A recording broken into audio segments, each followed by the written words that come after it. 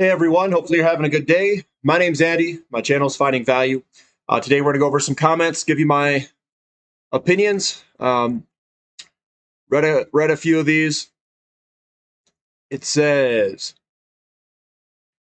"Hi Andy, have you been noticing an increase in discussions about a housing bubble collapse? If this does occur, then what is the prognosis for our sector in commodities such as uranium? If a housing bubble is going to collapse, which in my opinion we do not have, we do not have the inventory. We are more short than anything. I don't know where I don't I don't know what the driver of these people's argument for a housing bubble collapse is. They'll show you a decline in the demographics of people who are not in home buying years, who then they'll talk about baby boomers passing away even though they're living longer, and it's actually a bull case for housing to go up even more. The inventory is at the lowest it's ever been. It's like at zero. We're going to see home prices, I think, accelerate to the upside just like they have in the past year or two. It's going to be, this is like the least risk time to own a house. And they're saying that a housing bubble's coming. I don't understand where it's coming from. I obviously view things very differently than a lot of these people. But if a housing bubble were to happen, it's going to collapse absolutely everything. It will collapse the stock market. It will collapse uranium. It will collapse commodities. It is a deflationary event if there is a housing bubble. Now, even if housing were to slow down, we don't have nearly enough homes. I don't think there'll be a collapse. So even if we do slow down, I don't think it will collapse. So I am not in the camp that thinks this is going to pull back 20, 30, 40, 50% in housing. I just, in my opinion, I don't think that's going to happen. I don't know where the inventory is going to come from. If you can find where inventory is going to come from, then you could maybe make the case. I have not traced where this inventory is going to come from. And if anything, we're going to have even worse inventory numbers, not better. And at least in the city that I live in, and I know mine might be an outlier because I'm in more of a bullish city where people are moving to, we have like no homes for sale. I mean, we're talking houses go up, they go for, I don't even know many homes that go for asking price. They usually go for some amount over depending on the price of the house.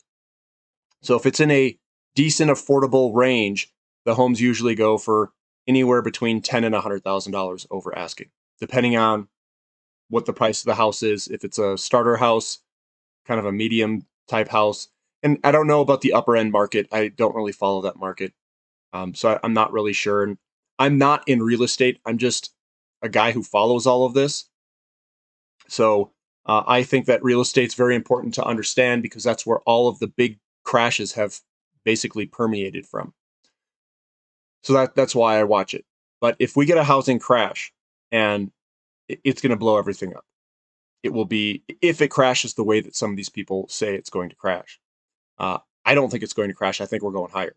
That's the camp that I'm in. And it's not because I want real estate to go higher. It's because we don't have the homes. Our inventory levels are the lowest they've ever been. How does home prices crash with that type of market condition? I don't know. I guess they need to explain it to me on how that's going to happen. And then they give you charts. When you look at a lot of these charts, they usually use a percent. So they use like a percent increase versus they're measuring something. You're not supposed to use percent increase. You're supposed to look at absolute numbers. So you can have a decline in the population, a decline in the percent increase, and your population is still increasing quite dramatically. Then it determines how many homes you've built in relationship to the population growth.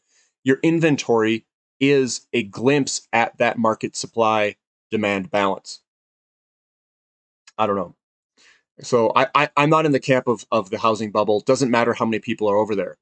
You could have 100,000 people on one side of an argument, have one person on this side and have the one person be right. A consensus doesn't mean, or to have the vast majority of opinion doesn't mean that that person's right.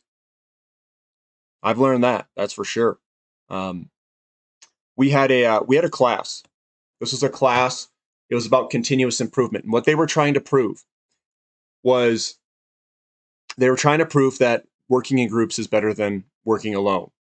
And I'm not an expert in this field. I just kind of logically stepped through it. They gave us a list of 15 or 20 different items, something like that. We were to rank these items.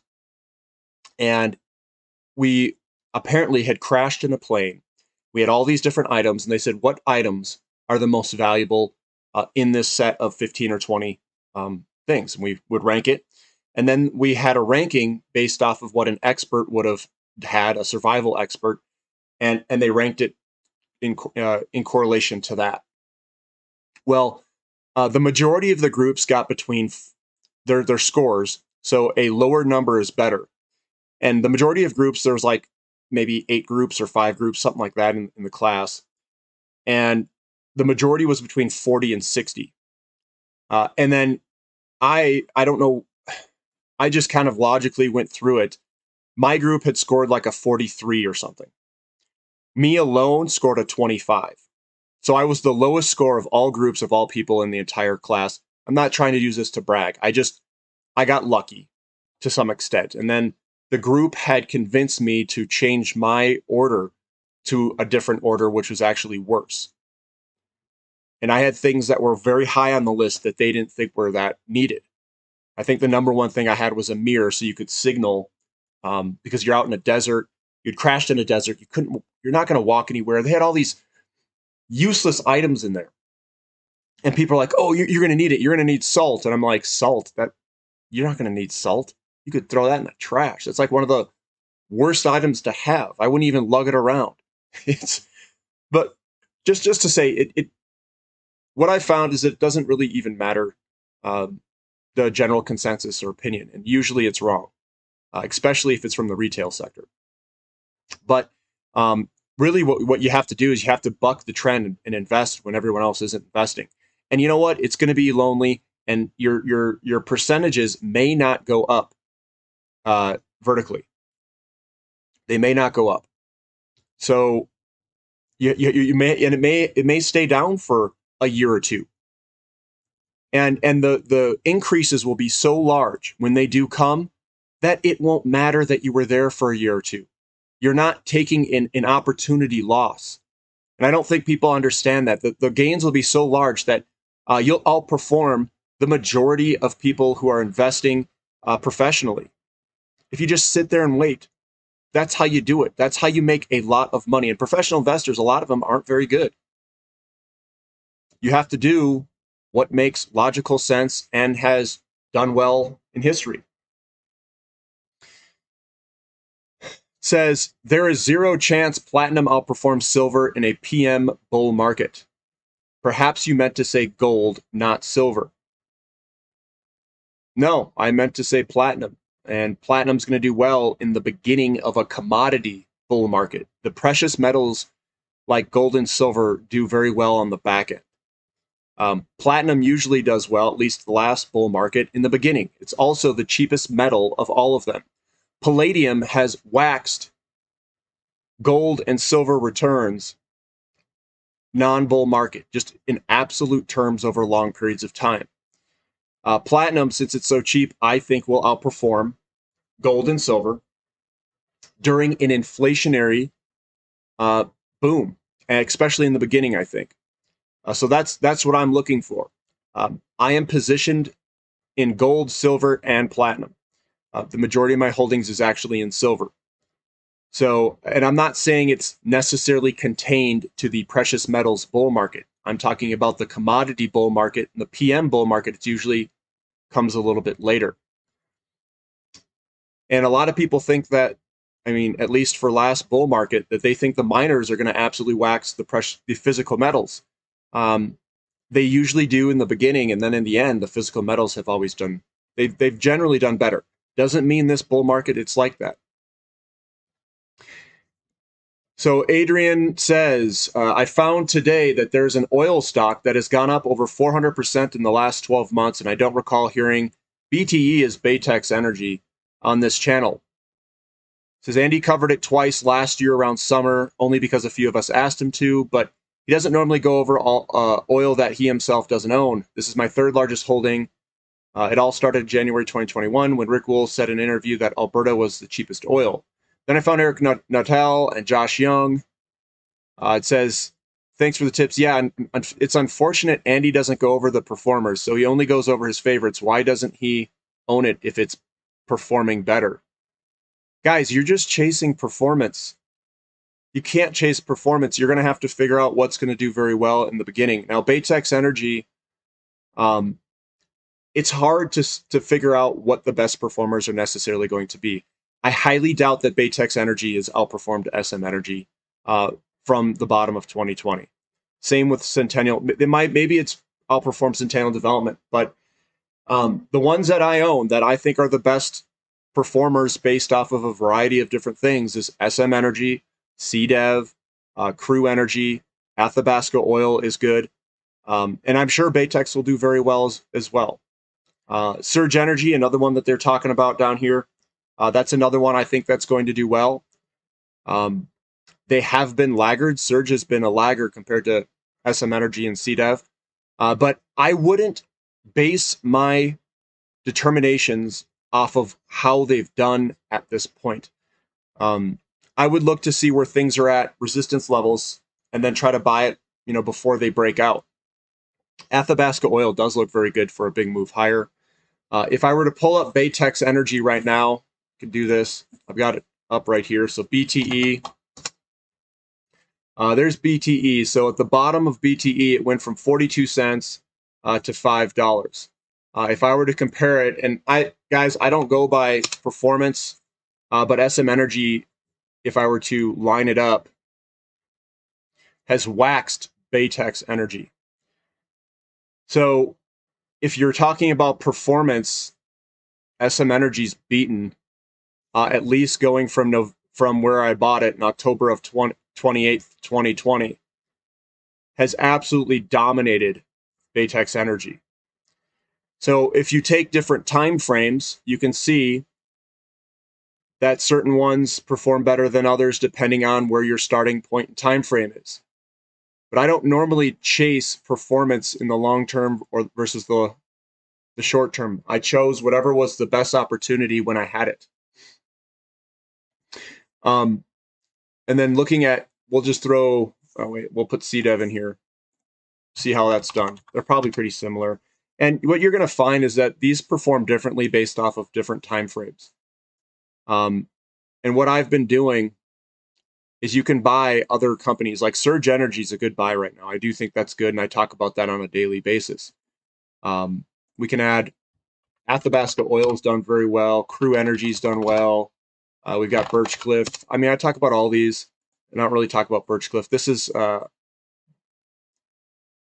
Crew Energy's done incredibly well. Look at that on this type of time frame.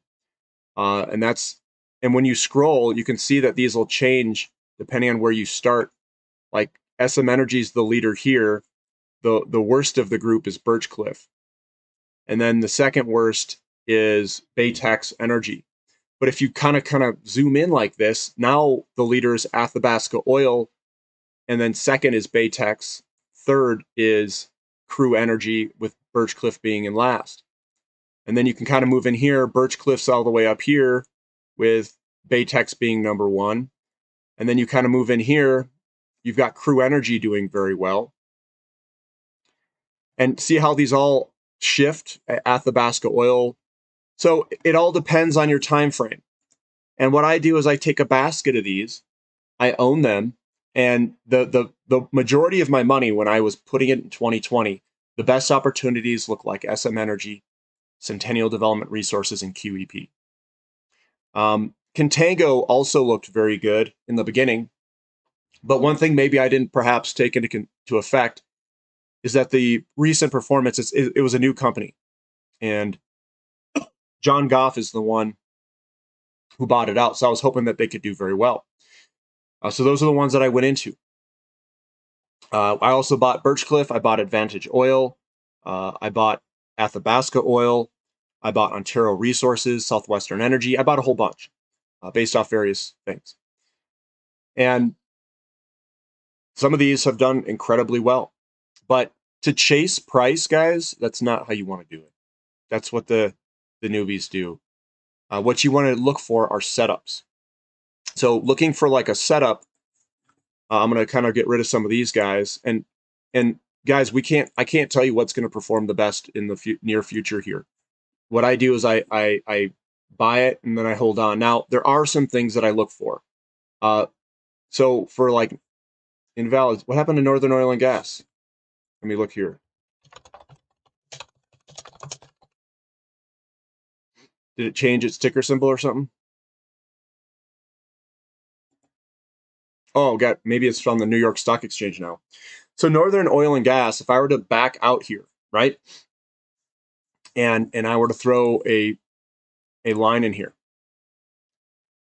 see how this guy is about to break out. Now, that is something that I look for.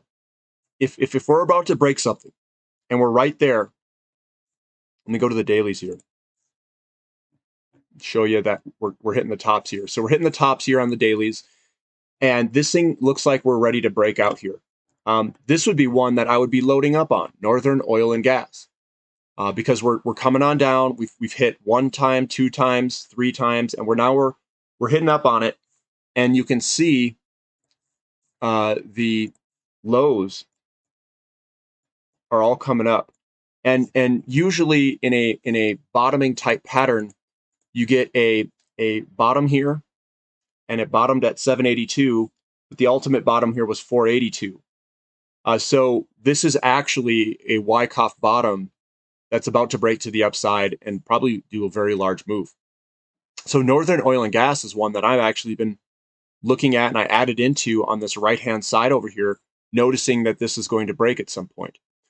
Another one that looks really good. Well, obviously, SM Energy looks great for another move higher because we've got this long-term here. If I can just start throwing some lines in here, you got this guy here.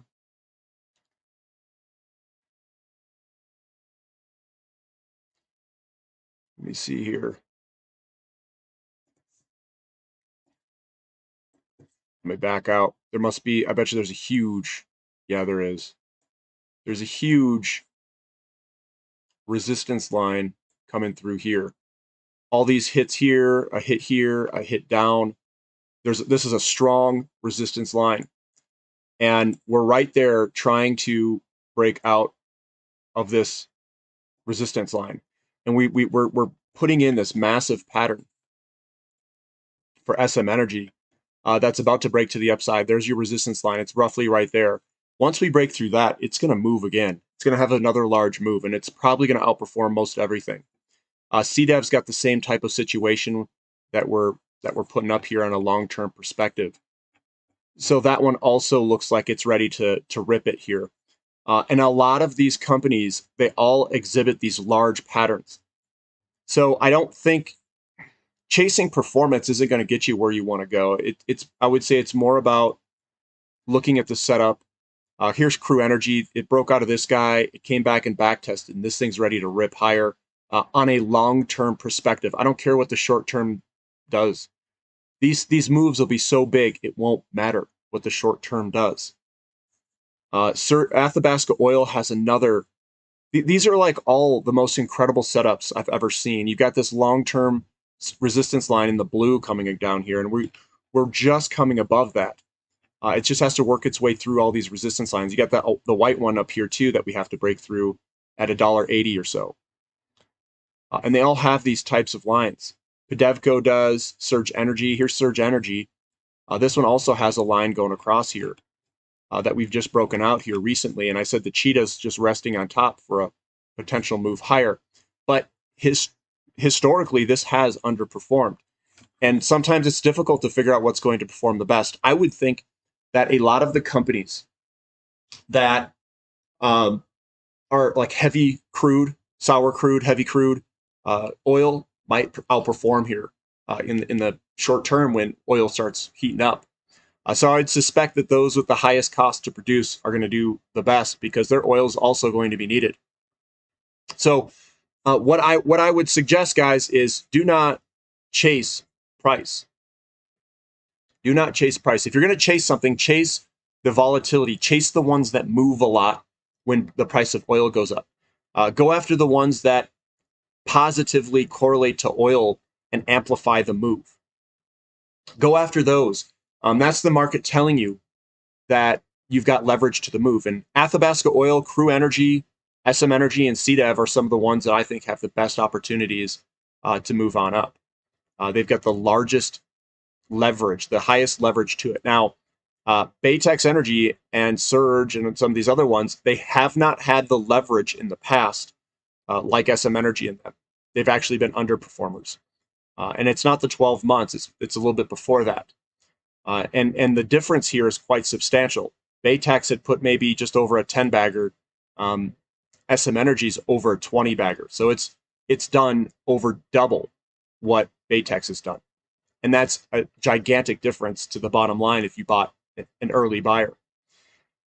So I suggest I do both. I own large stakes in the ones that have done very well in the beginning. Yes, I got lucky to pick the outperformers.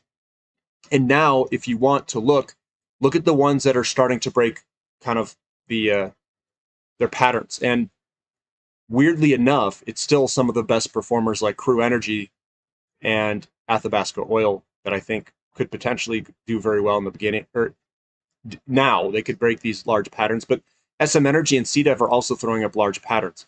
Difficult to say what's going to be the best performer. That's why I buy a group of companies and just hold on.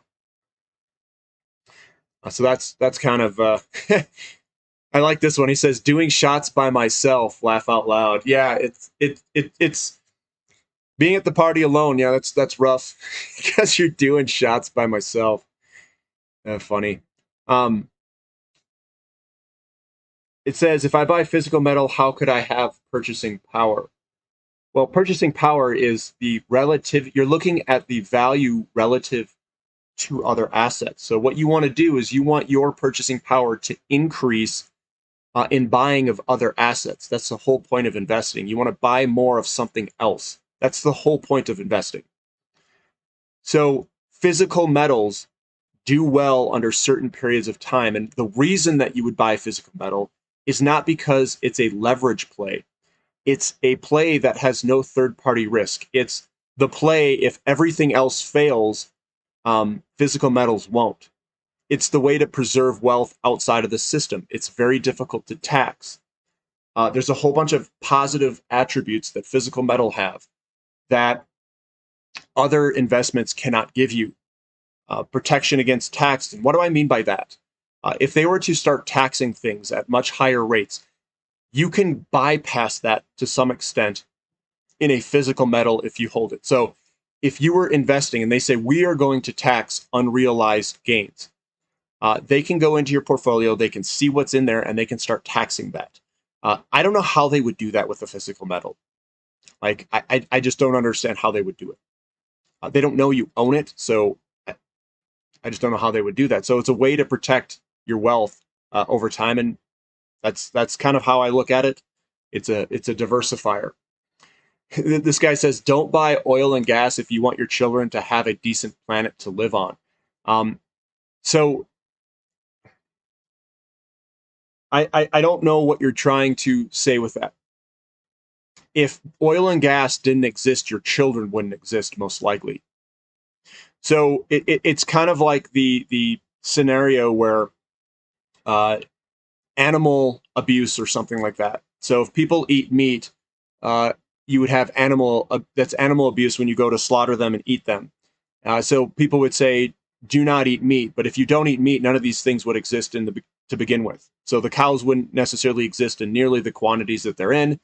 The chickens wouldn't exist in nearly the quantities they were in.